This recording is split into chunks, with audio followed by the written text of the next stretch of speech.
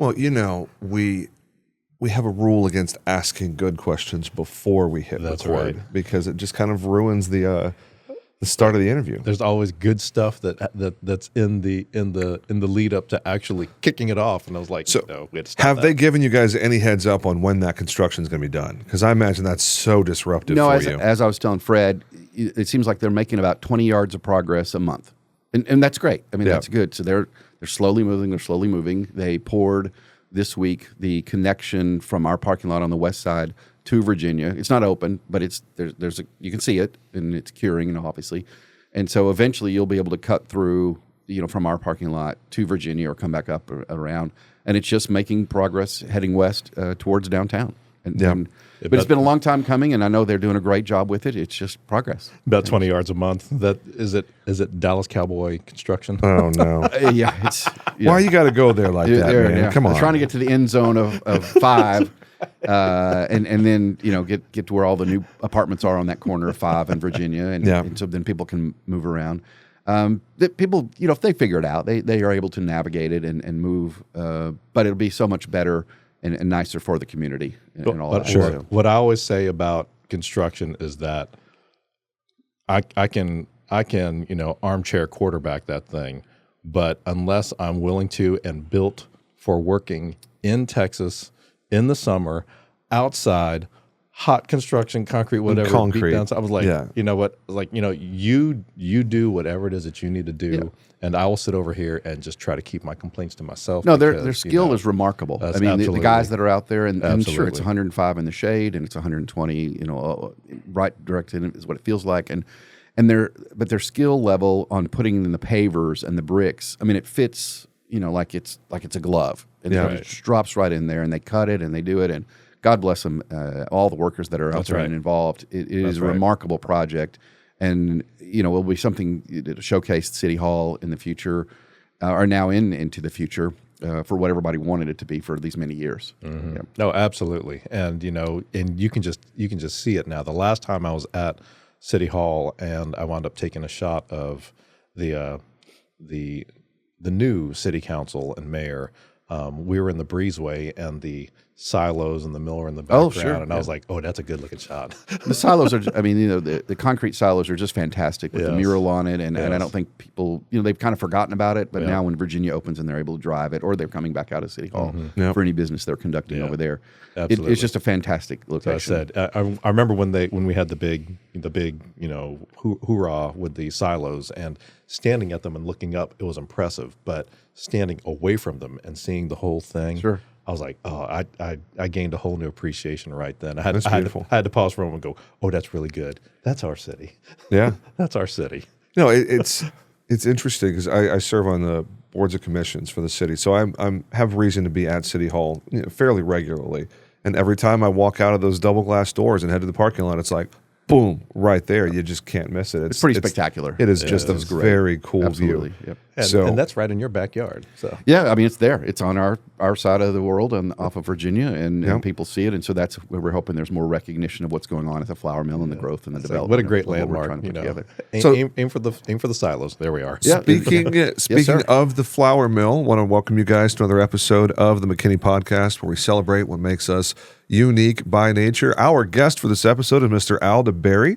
He is with the McKinney Flour Mill, and there's a speakeasy too, right? Yes. There's actually 3 different venues that are happening all at once. So the speakeasy is the one that's kind of really, hopping these days. It's the basement of the original warehouse on the middle part of the property, which is Diamond Hall, is the top part. So that's where we host large events. So Diamond Hall is the banquet hall, up to 250 people. We can do catering, we can do the food, seating, receptions, weddings, anything you want. We can handle that. And then the basement, that's the original warehouse, is Diamond Hall. Mm-hmm. And from there, that's where they stored all of the flour back in the old days. And so it's literally 100 years old. But that had a basement, and the owner of the flour mill is James Bresnahan.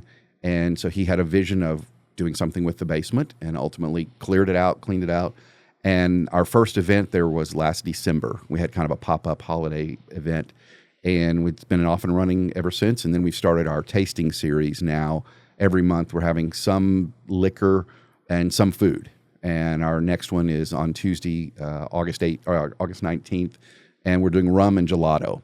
And I know it sounds a little bit weird and a little bit quirky, but it's going to work. It's more of a tropical theme, kind of beat the heat with it from there. So that's there's the rum speakeasy. And gelato, not rum in gelato. No, it's absolutely. Not gelato shots. The Bacardi folks are working with us on that. And so it's 4 sips of Bacardi rum, 4 different types. We have flight boards that we've purchased that are really, really cool to be a part of. And so the speakeasy's off and running, do a monthly tasting there.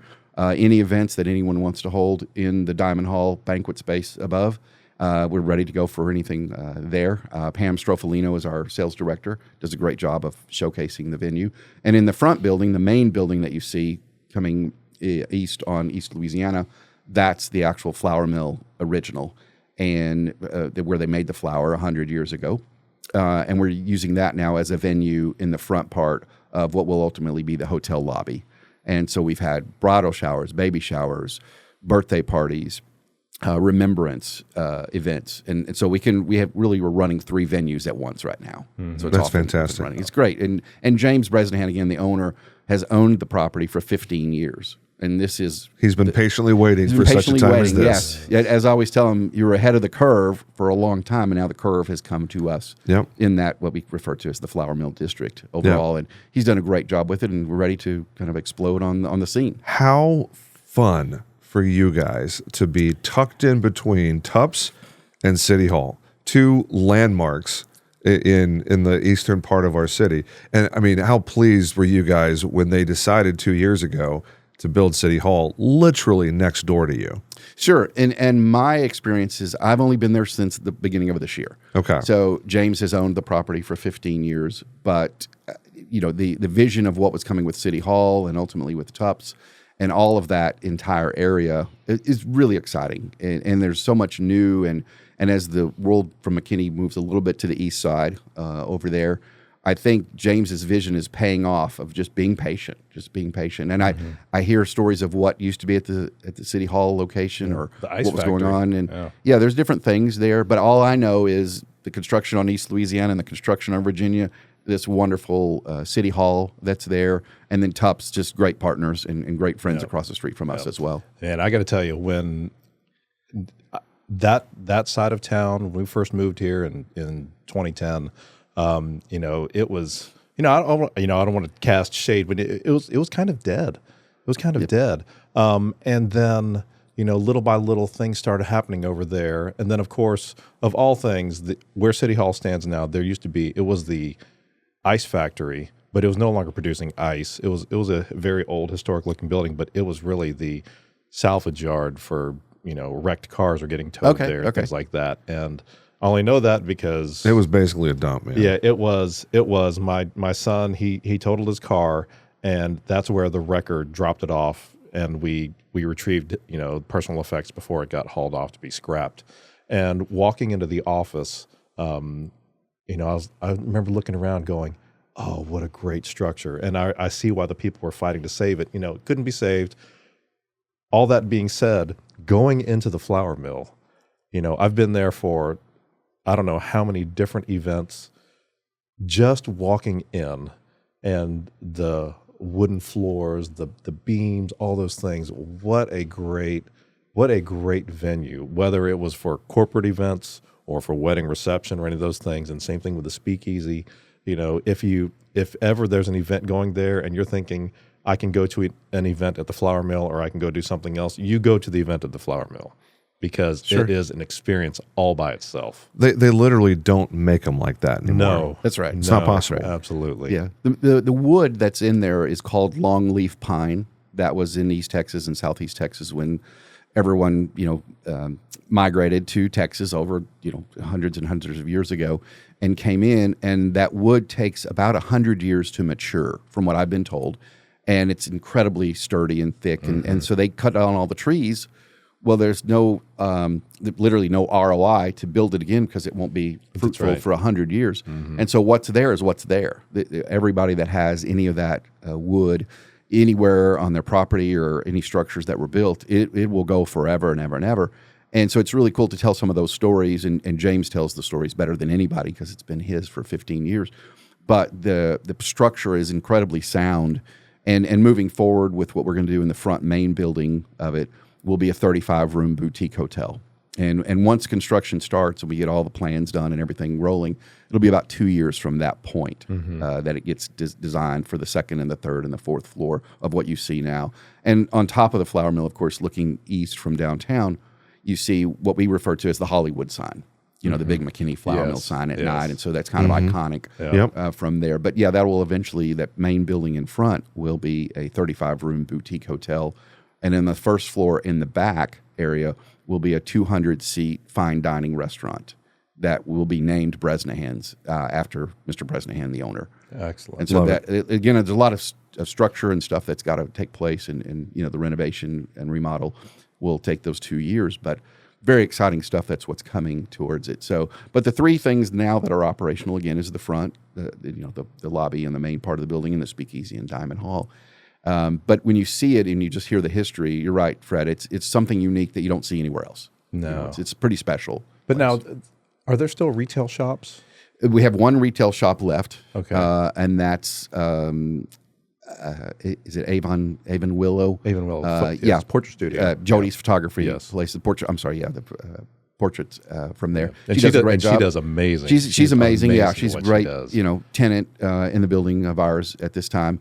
But as we get ready for the renovation to take place, as leases have come up on the other tenants, it's just time to make changes and people go different places. Well, the building is about to be used for something else. That's right. That's right. The building's going to be used. It's been great, but it's time for you to go. But that and we love them. We loved our tenants. One of my favorites. There was so much in there. There's so much going on. Did they reopen somewhere else? Was it Texarkana? Yeah, I think, and they've again same thing, made a change from there. Yep. And then we've done a couple things with the little bistro cafe that's closed for the moment as well on our side, just to develop some kind of opportunities of what we're doing in the future with the hotel, you know, as a full service, you know, fine dining restaurant facility as well. That's right, because I've never been upstairs there. But I have positioned people on the stairs. Okay, yeah, sure. Upstairs is, I mean, it looks like it's frozen in time. It literally is on the second and the third and the fourth floor. The main building is literally frozen in time, and there's all kinds of mechanical stuff, and there's huge machinery, and there's belts, and I mean, the belts are this wide and 30 feet long, and that's what turned everything. Yeah, because you can see some of the elevator mechanics right there. We need to get live over there and record video and just walk and be like, hey, this is a piece of living history just sitting here. Yes. Yep. And get like the before and after. And this, just like this conversation, Al, I haven't done any research at all on this interview. Right. I love coming in blind to these interviews because then I let my curiosity run wild, and the questions that I'm asking as a participant in the conversation right along with our audience. Right. And Fred and I have totally different perspectives on. He does a lot of background. He has great questions. He's prepared ahead of time most of the time. But most of the time. Sometimes. What you're describing, I'm sitting here going, "Oh, I got to put eyes on that. I bet that looks really cool." It is very cool. We need to schedule that. And obviously the public can't go on 2, 3, and 4 because it's semi-dangerous, really dangerous. We'll sign waivers. We'll sign waivers, right? But James, I'll sign a waiver. I mean, Mr. Bresnahan would be happy to show you guys. I'm sure he loves being tour guide Barbie, and he loves you guys. Tell all the story. Would let you get up there and do live there if you'd like or whatever. And he's a really great storyteller. Yeah. He's had the thing for 15 years, so he knows the pluses and the minuses and the befores and the afters. And that's what's interesting too. We're moving sometimes at the flour mill. We're moving so fast that we forget to take some before pictures, and then something changes and we're like, oh, we forgot that or whatever. And so a historical record of what's about to happen is going to be really important from our side, and we are looking at opportunities for that and the different options of what to do. But it's just an incredible thing because it looks like one day they just stopped. They just stopped working. And what happened, in what I understand from the flour mill industry, was you've heard the phrase, what's the greatest thing since sliced bread? Right, that is always something. The McKinney Podcast. Well, yeah, you guys are the greatest thing. And the flour mill, and the speakeasy, and Diamond Hall. But that has a real meaning in the sense that what happened in the old days, and the original building was there in 1872. How about that? And we do have a photograph of that being built for real in Diamond Hall. It's about this big, and maybe 36 by 48, big poster type of thing. And you could see they're building it, and there's the 2 train tracks, because the train track that's currently active that you see that goes back and forth between City Hall and wherever it goes down the other end heading south. And then there's an actual train track about 12 feet in front of the flour mill. That's right. That's under the ground to this day. Yeah. That was from 1872. And you could see the tracks between us and City Hall. They're still in there from that. But you could see the historical timeline of the entire thing, of where it came from. But back in the day, they had 50-pound bags of flour. We do have one of the carts. It's in our hallway in the main building in the front. And they would put it on the train, and they'd take it off and deliver it. And, people at their homes would get a 50-pound bag of flour. And that's how they made their bread, and they made their, items for food. But what happened was, ultimately, similar to anything, somebody built a butter mousetrap, and Mrs. Baird's or some of those older, established type of, bakeries, what happened was they made a better mousetrap because they made bread to sell to the masses as the grocery store industry, or whatever you want to call it. The market was developing and growing. So you could go to the store and get a loaf of sliced bread. You didn't need a 50-pound bag to make bread for your family any longer. Yeah. And that was really the death knell for the flour mill as something serving to the public. And then they just developed their own. Well, and the flour mill became a part of the supply chain for the bread manufacturer. Exactly. And kind of like cotton with the apparel industry. Because, half the time, years ago, I would get the cotton mill and the flour mill mixed up because they're literally a mile from each other on the same 100%. Street. It happens all the time. Yeah. It's okay. We like those guys. They're good. Wrong mill. Different mill. Okay. Yep. Yeah. We're the Hollywood sign. They're the stack. Yeah. That's how you can kind of tell the difference. But we love those guys, and they do a great job down there. No harm, no foul, and just 2 different uniquely identifiable things in the city of McKinney that a lot of cities don't have. That makes it really special. Historic properties that will never be made again. That's right. The stack, the silos, all that stuff. It is just part of the mystique that makes our city what it is. Yep. The unique by nature is very cool, and it's a fun kind of moniker for the city. And I'm getting here more, understanding the McKinney world and being a part of what's going on a daily basis. Yep. It is really a special place. And I understand it's only like 50% built out or 60% built out. Yeah, it's about 60%. There's a lot more north that I don't even know. And west and northwest, north and northeast, like north of 380. Well, because it kind of feels like, for those of us that aren't from McKinney, like I used to live in Plano, and 380 felt like Oklahoma. Yeah. Sure. It was like, it was so far north. But if you look at the map, 380 is about the belt line of the city. Okay. And it's like, there's going to be just as much north of 380 as there is south once McKinney is fully built out in another, 25 or 30 years. Sure. But there will be nothing historic. Not like what we have between us. And, nothing they're building is going to be anything like it is. Okay. Al, how did you get yourself to this chapter of your career? You've had a long and distinguished career. You chose to be involved with James and everything that's going on with the flour mill. Catch us up. How did you get to this chapter? Well, you're talking about being in Plano and 380 is kind of that line before you get to Oklahoma. Well, James and I grew up in Denton. So we're Denton kids. Yeah. And we went to school together, and we've known each other our entire lives since we were little, and just kind of reconnected recently. So I'll get back to that part in a second. But growing up in Denton, we always thought of McKinney because there was 121, and there was an egg farm along the way, and the colony was basically like 2 tractors and a truck. There wasn't anything. You're talking about like, the early 80s, late 70s, before all the development of Sam Rayburn Tollway over those many, many years. But if we were coming to McKinney, my family or I, you're halfway to Louisiana is how we felt about it. Same way you're thinking you're halfway to Oklahoma. It was a long way from Denton, Texas to get to McKinney, Texas. And so growing up in Denton, you always thought of, those things that, like I said, the path along the way is the colony. Then Frisco exploded out of nowhere. Then obviously Allen and Plano and everything that's around here continues to grow. But McKinney's really kind of separated itself in a fun way of what its development is, and they can see a long-term path. And so, again, being a long way from there, and I live in Denton to this day, so I commute every day. I am so sorry. No, it's okay. You're stuck driving 380 every day. But the long-term, I guess the short-term is I am looking to move to McKinney. That's imminent.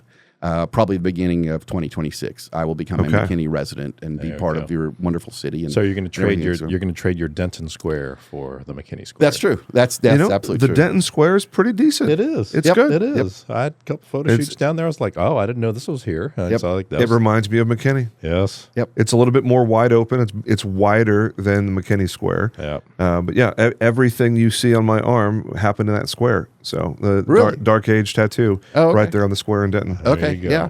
Yeah. So growing up in Denton as a little boy, that square was really special. And what they did here in McKinney was they made a change and they transitioned to less parking, I think, on the square, but more kind of the Parisian theme walkabout in the walking areas from there.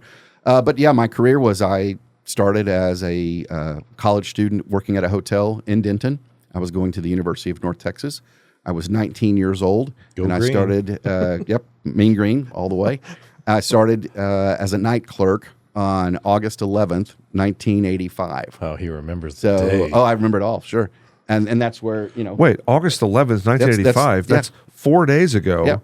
So that's where my Wow. books is my first, the book that I published 10 or 5 years ago is The Life of a Hotelier, my years as a GM. So the GM years of my book. But so 4 days ago on Monday was my 40th year anniversary in the hotel and hospitality industry. Wow. And it doesn't, it's just a blur. It just flies by so quickly and been a wonderful ride. But I started as a night clerk while I was going to the University of North Texas, finished my sophomore year, got some different promotions, different opportunities, because now I was 20, I was all grown up and big. And then the following year, I was very blessed, once in a lifetime opportunity. The company that I worked for, I had the opportunity to go back at that hotel. I'd been in Dallas as an assistant manager for that company, went back there, and I was made a GM on March 1st of 1987 of my first hotel in Denton, Texas, and I was 21 years old. Wow. So you're running the hotel as a GM As a 21-year-old. And I still had braces. You the man. So I have some, it's very, very special and doesn't happen anymore. Very unique timing in the late 80s. And so I did that. I ran hotels for that company for 10 years as a GM in Denton, Dallas, and Austin. And then I left that company at the beginning of 1996, and I became an area director with another company for the next 15 years, hotels all over the state of Texas. So you have 12 hotels in your little area or little region, and did that. Ultimately, my career has now encompassed more than 50 hotels as general manager or above in 29 different cities in the state of Texas. Wow. And been very, very blessed. Left that company at the end of 2011 after a 15-year time with them, and then was able to, by the grace of God and a couple of really fantastic partners to work with, we bought our own hotel. And so I owned a full-service hotel with two partners, and that was in Wisconsin. It's a longer story, but we ended up buying a hotel in Wisconsin. Is Wisconsin a city somewhere like in West Texas? Wisconsin, Texas, kind of Wisconsin, Texas. Yep. Yeah, it's somewhere between here and Abilene. Okay. Yep, it's a thing. Yep, exactly. Yep. So somewhere out on I-20, near Ranger. We've got everything else: Paris, London, Egypt, Athens. Yeah. Yep. So we had a broker in Chicago. We had been blessed, thankfully, by our previous company. We had stock options that we turned those into, the opportunity to buy our own hotel. Yep. Bought a full-service hotel in a small community in Wisconsin Rapids, Wisconsin. Wisconsin.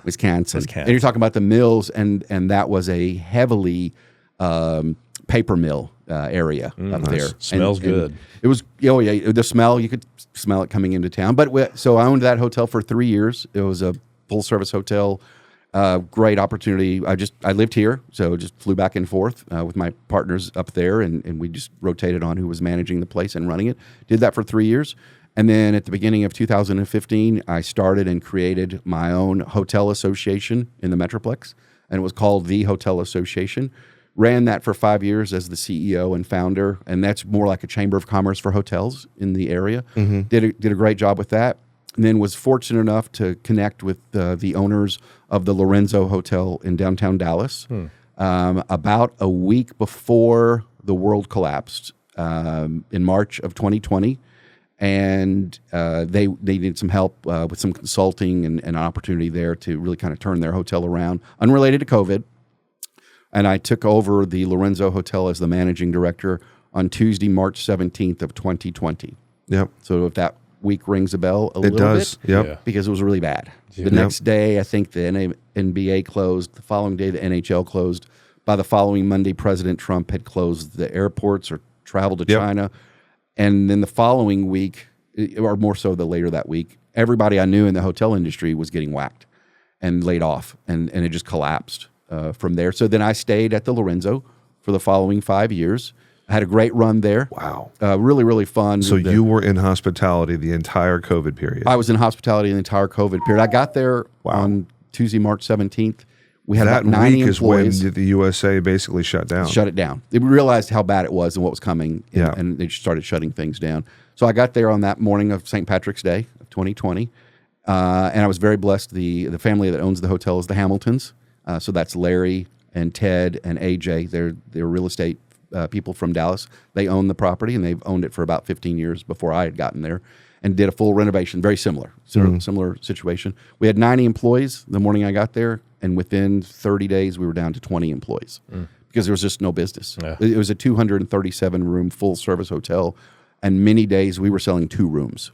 Wow. For the month of April of 2020, for the entire month, we sold 254 rooms on a 237-room property. Wow. Just dead. Just all, and it was all bad for everybody. And I knew some people that passed away from COVID, and just a rough time from there. But I was very blessed to stay with the Lorenzo and ride it out for the time. And then we did some opportunities to really kind of focus on what makes that thing special. And that's the Tina Turner Hotel.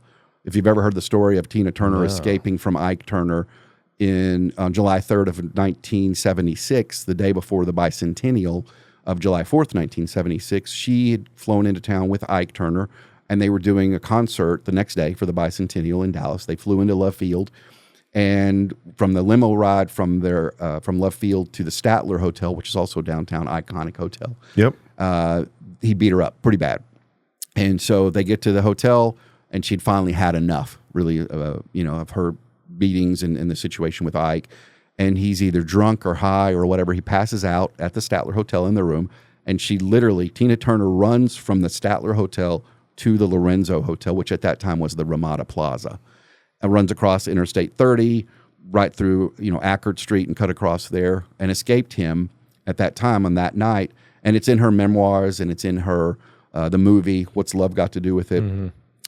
And she walks in, and there's a guy there, and the myth and the lore is that his name was George, the manager, and she walks up just beat to heck, and you can see it in the movies, and certainly her telling the story, and he says, "Hi, ma'am, I'm George, the manager. Can I help you? Whatever." His name was George, supposedly, and she says, "I'm Tina Turner, and all I have to my name is I have 36 cents and a mobile gas card. Can you please take care of me?" And he says, "Yes, Miss Turner, I know who you are." And they hide her out for a few days. And back then, from what I understand, how did you get money? And the whole time Ike's looking for her. Like, she's disappeared. And you get money from Western Union. And so somehow somebody gets her money. They hide her out at the Lorenzo, the Ramada at that time. Nobody had debit cards back then. Nobody had debit cards. It wasn't a thing. No and cash she app. gets cash and either takes a bus or a flight and goes back and ends up living, getting the divorce from Ike. And the only thing that she kept from him, that she had from the divorce was her name. So her name was Anna Mae Bullock, is Tina Turner, but she kept the name Tina Turner, and she gave him all the money, all the rights, all the publishing.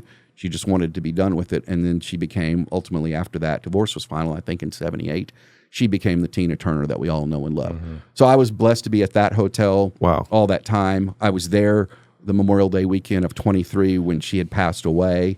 And the phone's ringing off the hook. The news is coming. The media is coming. Everybody wants to see the room that she was in. And we had subsequently created a room there that was to pay homage to her. And it had some memorabilia and different things. And it was just a flood of emotions during the 3 or 4 days after her passing from there. So I ran the Lorenzo Hotel, was very blessed there. We were named Best Hotel Swimming Pool 3 years in a row, Best Local Hotel by the Dallas Observer. We had started, when I got there, we were at TripAdvisor. We were number 63 in Dallas on March 17th of 2020. I just remember kind of looking that day for whatever reason. And there's 233 hotels in the city of Dallas.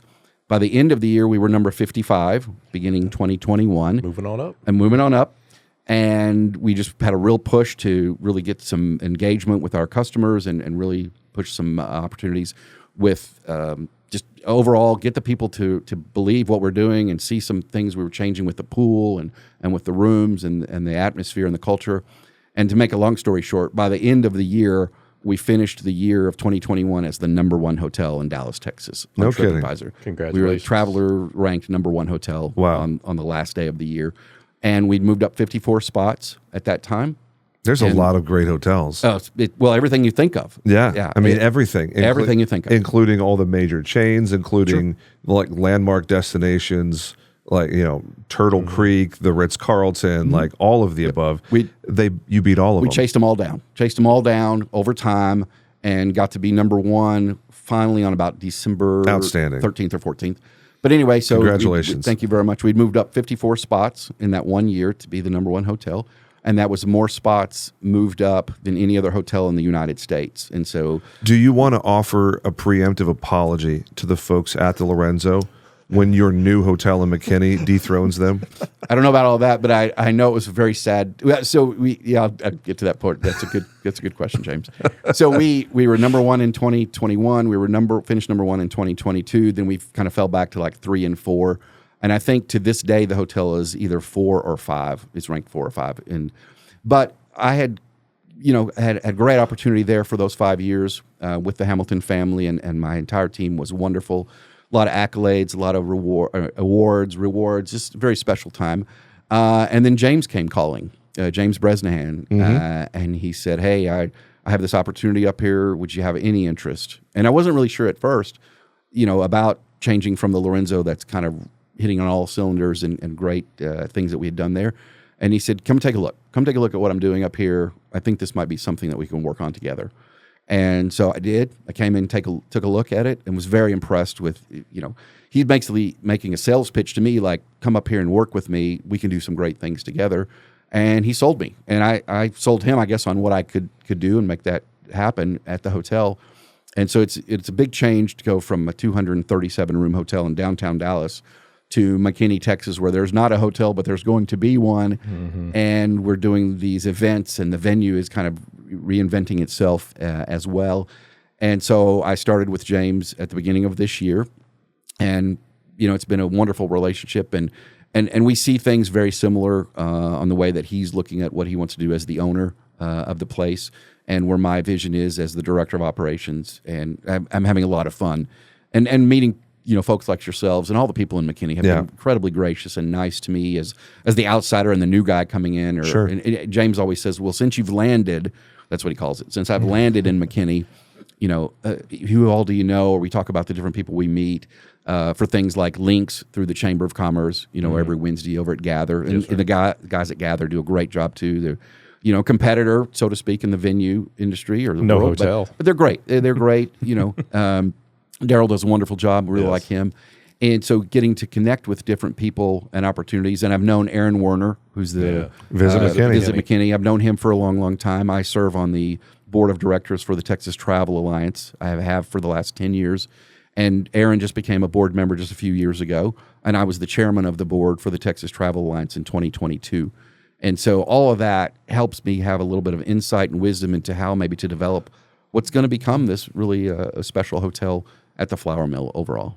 Okay, now you said that you and James grew up in Denton. Yep, together. That's true. Denton High Broncos. Denton High Broncos. That's absolutely true. Back when that was the only high school. That was the only high school, and James was Mr. DHS. He was one of the favorites, and you wouldn't know that now because he's so soft-spoken and humble with all that. But he was Mr. Popular in high school, and I was not. I was in the background of the world. And we just knew each other. We were acquaintances and that type of thing. He was the class of 83, and I was the class of 84.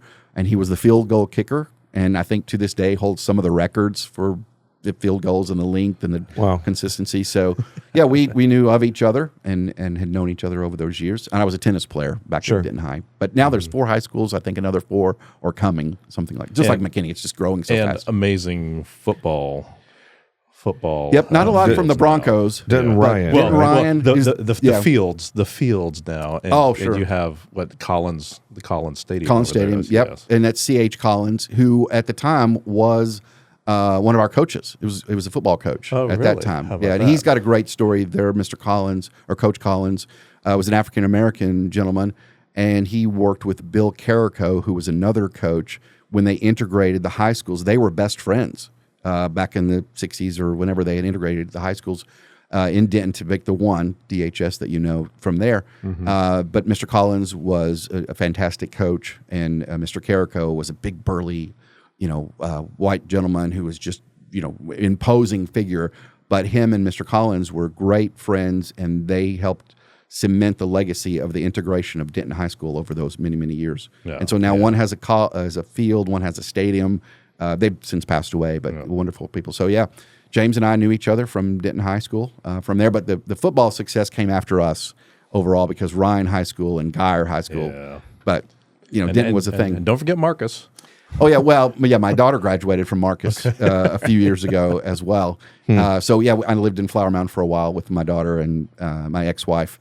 But Marcus and all those guys are, that whole area over there has been really successful. And then you got the outlier. It's Braswell. Is that the? Yep, Braswell, and that was Doc Braswell was the superintendent for many years for Denton High.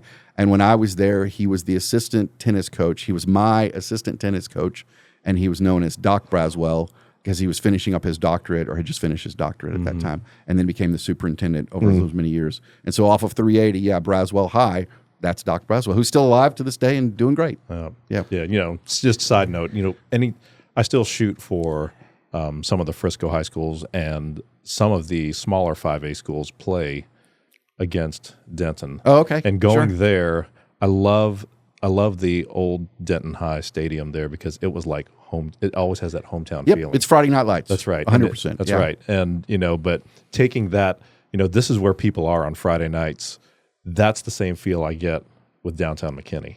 Oh, very much This so. is where people are, and you know people. You go out on the street and you see people and everything. McKinney is so connected, and they're so, again, and they've been so generous to me being the new guy coming in, and the people are always, it's really wonderful community and wonderful city, and that unique by nature thing is a real thing. It's very special. So one of the things that is missing in a general sense, there's a couple of places here and there that have started moving in this direction, but for the longest time, it'd be the common trope was McKinney's got a great downtown, there's a great food scene, but the whole place shuts down about 8 o'clock, 9 o'clock. Like downtown is dead after the dinner hour. Right. And it was like, and there's no place for young people and socials and anybody who wants to grab a nightcap or watch live music or whatever.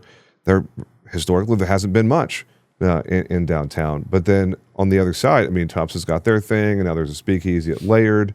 And they do a great job with that too. So they're not even really competitors of us as a speakeasy world, because ours is just for special events. Sure, they have the Coca-Cola door or some trick, something. I have no idea. They do a great job. They're wonderful. So the point that I want to get at is, I love the momentum of things moving in the direction of things happening after dinner. It's like if you go to dinner downtown, what are you going to do after? There's not much to do after. If you have to leave and go somewhere else entirely.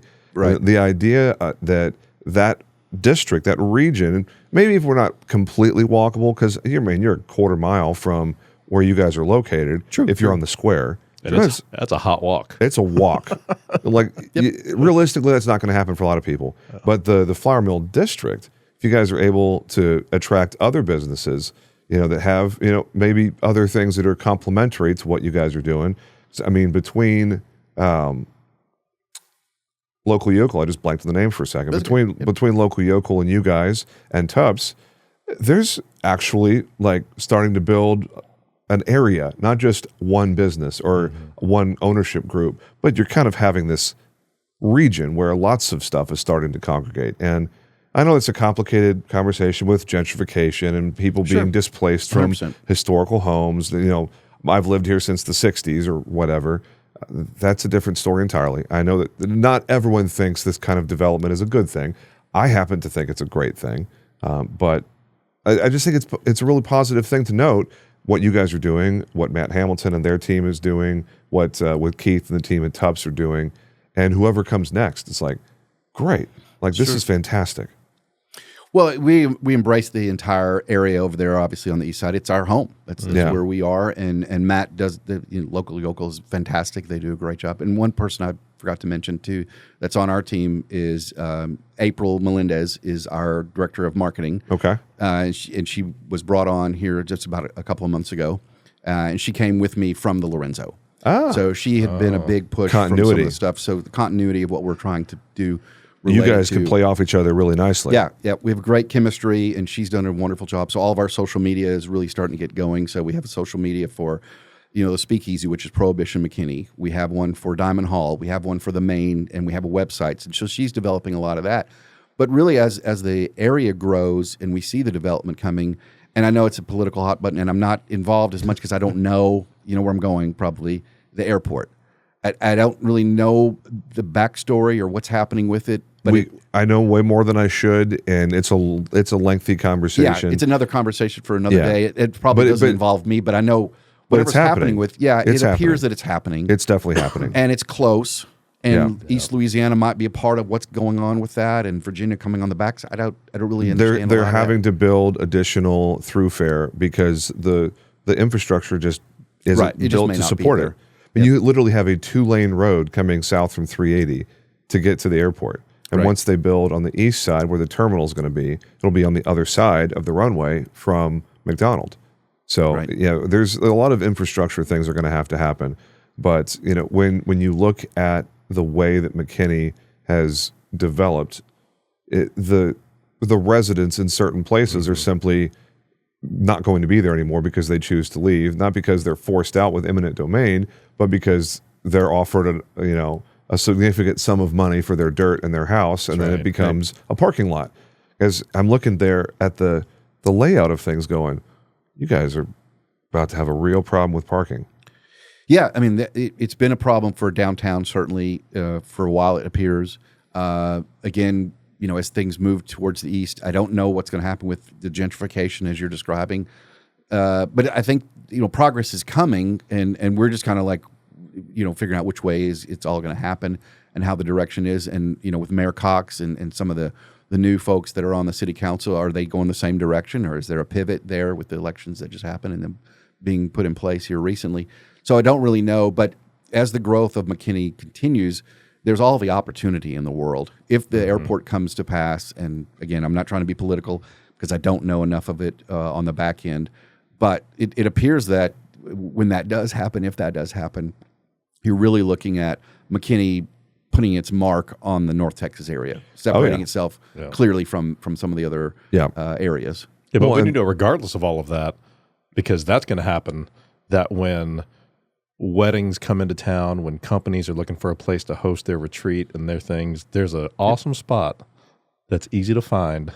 That's right on I didn't realize that your banquet hall was 250 people. Yes, we can do up to 250 people, no problem. Is that standing cocktails or is it seated? Seated. We can do 250 seated, so probably 300, 350 at a cocktail orientation, huh? You'd push the team to the edge at 300. What does the fire marshal say? The fire marshal's probably right there at 300, I think. And maybe a little bit more, maybe 350. But what I'm saying is that kind of medium venue has historically has not existed in McKinney anywhere, from Custer to the airport, from from Wilmouth to 121. Like, good luck finding it. It's not a matter of it being affordable. It's a matter of it doesn't exist. Yep. And even more, growth that's coming, obviously, with the amphitheater. That's coming. The Sheraton team, they do a great job there. They've got banquet space, certainly, and they can fill their stuff, and they do a lot of corporate. And we are looking in that lane of corporate now, more for training opportunities, classes, small. It doesn't matter. We can fit you in, whatever the size is, and we can make it all work for you. But I don't think that's something that we had focused on before, is the corporate angle. And us both, myself and James and Pam and April, realizing there's not as much opportunity for the space, just like you're describing. People might go to Frisco for their corporate situation. They might go to Allen for their corporate situation. Well, now there's something special and something fun to at least try or take a look at and give us a chance in McKinney, Texas, with us. And again, the guys at Tups do a great job, and I know they have corporate events there in their main building. The guys at Gather do a great job, the team down at the Sheraton. but we're just something different. So we're not, I don't think we're competing. We're just looking for what is the person interested in for theirs, and ours becomes very special at that point. And it is an experience. It is an experience, just walking in. Like I said, I've already gone over that, but every time I've been in there, there's always something else that I see, and I'm like, oh man, and then the mind starts to wander on what was it like when, and all these other things. And so, I'm, nothing against corporate ballrooms, and we've all been to them, but those have a look to them and everything else. But I mean, you offer that mix of historical plus all the modern conveniences, projectors, sound, all those other things. Square carpet, beige walls. There's truly nothing drop we ceiling. can't do that anything else can do or any other venue can do, except we don't have air walls. So we don't have air walls, but we can make it work for you with however that puts together. AV, obviously we can do our own catering. We have our culinary team. We have the bar. We have the bar up in Diamond Hall. We have the bar in the Speakeasy. There's nothing we can't do to fit you into your event if you're interested in the historical perspective of what it looks like. And James always says that, sometimes the person is kind of on the fence between us and maybe another venue, and he's like, this is history. It's one opportunity to have this great event here and give us a chance, and I think we usually do a pretty good job of pulling it off. We have a lot of 5-star reviews on Google. I know that's important to James. We're working on Yelp. We're not on TripAdvisor yet because we don't have the hotel, but eventually we will be there, just like you're describing, James. And move some of those things up. But again, a very special, unique venue, that gives you an opportunity to do something you otherwise wouldn't do. Mm-hmm. So as we wrap this thing up, believe it or not, we've been going for 45 minutes already. I'm sorry. No, don't apologize. This is a great conversation. Yes. I looked over, I was like, really? 46 minutes? Jeez. Okay. The call to action is, hey, go take a look. That's really all it is. That's right. Make sure you know it's there. Because I think probably the most important thing that Fred and I do in this podcast is increase awareness. So many people are busy living their lives and going to work and hanging out with their family, going to the grocery store, whatever. They don't have any idea some of the stuff that is present right here in their city, in 15-minute drive from their house. I just think that's probably the biggest call to action is, hey, go check out the flour mill. Go to their website. Call them up and say, hey, can I get a tour? Hey, I've got a wedding. I've got a bar mitzvah. I've got a big birthday party coming up. Is there something I can do with you guys over there? That's really the call to action from Fred and I is, hey, check them out. Go put eyes on it. Yeah, I mean, can I plug? Absolutely. Sure. Absolutely. So the website is McKinneyFlourMill.com. Yeah. Our sales director is Pam Strofolino. Her email is Pam at And we're going to put all of this stuff on the show notes. Just click below on YouTube and check in the show notes on whatever platform you're looking at. If you need me, it's Al at McKinneyFlourMill.com. And if you need April, it's marketing at FlourMill. Did somebody on your team fill out the guest information form? Yes, sir. Cool. Then that's already good. It's already done. Done all that. But perfect. Please just come take a look. And as I was driving over here to y'all's offices today, you realize there's a whole other world over here, more on the east side, and people here may not even realize what's going on over there. And it's not that they're in a bubble or anything. Their world revolves around here, and they may not, West McKinney is different than East McKinney. Absolutely, for sure. Yep. And North McKinney's wide open. And South McKinney's going to have this fabulous amphitheater. Yep. As you come into and the Cannon gateway Beach and JW and Craig Ranch and all of that. Yeah. Yep. It's what a place to live. It's a great place, and I'm excited that we're looking to move here. Like I said, the beginning of 2026, and put all that together. Do you already have a realtor so people don't bother you? No, I trust that my friends James and Fred and Elizabeth are going to help me be hooked up. All right. And James, my James and you as well. Yes, we'll be hooked up when what the time What comes. did James Bresnahan do for 40 years in his career? How did he make his money? He's a finance guy. Okay. So a money guy. Okay. And so he would, take care of 401ks or retirements or work with different companies, very independent from there. And then had an opportunity to be an investor into the McKinney Flour Mill. And ultimately, he saw a vision that he wanted to do something to leave a legacy for him and the Bresnahan family and his wife and his children. And so he slowly but surely bought out the other partners in the in the project. And there's still some other partners that are very much part of it, McKinney stalwarts and people that are here, historical, families that are still a part of it, but he has controlling interest in it, and he's the one that's driving the bus to see where he wants to put it. So I think there were some different ideas and options for the main building, but ultimately now we've settled on 35-room boutique hotel. That the moment, and we always say this, but it's not the thing, the moment we start turning dirt, because there's not really dirt to turn, there's floors to change and stuff. The moment we start turning dirt on it and beginning the renovation, it'll be about 2 years until we turn the keys and people start staying there. So. Fred, do you want to hit Al with our final question? Absolutely. Fire up the soundtrack. Here we go. Okay, Al. Who would win in a fight between a giant 12-foot polar bear and a great white shark? They're in a body of water 6 feet deep of infinite dimensions. There's no sandbar, there's no shallow, there's no shoreline. Who wins that fight, great white or polar bear? I'm going with the shark because of stealth. Because the polar bear can only visually see a certain distance, but the shark could circle around and pick at him. And how do they always say, how do you eat an elephant? One bite at a time. The shark would slowly tear apart the polar bear, and the polar bear couldn't fight back. The only way the polar bear could fight back and win is if he got a hold of the shark, but those things are really slippery and slimy. I think the stealth alone would give the shark the advantage, so I go shark. Oh. Man, 3 for 3 today on Team Shark. Yeah. Okay. Good stuff, man. There you go.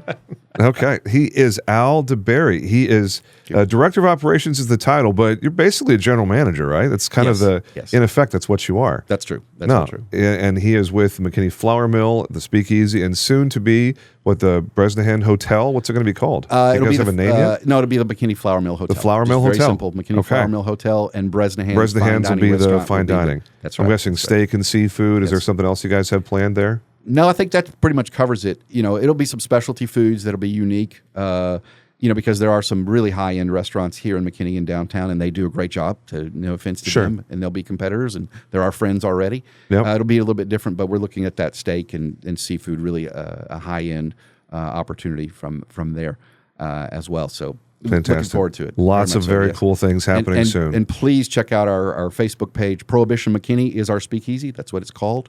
And we have a tasting every month. The next month tasting, I'll give you guys the teas.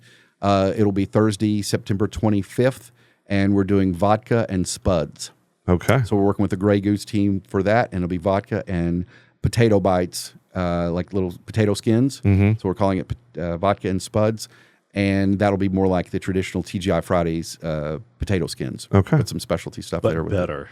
But better, yes, Elevated. because we're making it elevated. Yeah. Yes, sir. There you go. Absolutely. Awesome. Yes, thank you. Well, folks, this has been another episode of the McKinney Podcast. We celebrate what makes us unique by nature. Thanks for joining us, and we'll catch you next time. Y'all take care. Thank you, guys.